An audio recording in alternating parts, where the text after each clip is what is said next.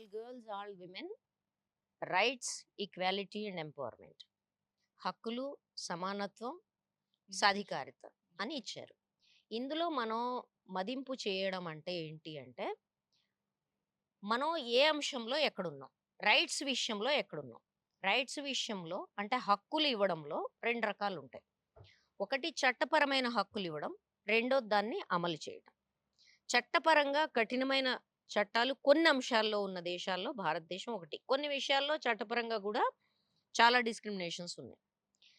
ఈ ఇచ్చిన దాంట్లో మన దేశం మీద ఐక్యరాజ్య సమితి అసెస్మెంట్ ఏంటంటే, చట్టాలున్నాయి గానీ, అమలు అమలు. అత్యంత బలహీనంగా ఉన్న దేశాల్లో ఇదొకటి.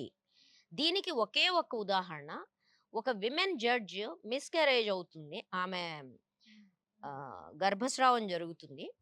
జరిగిన తరువాత ఆమె విధుల నుంచి తీసేస్తాడు ఒకాయన.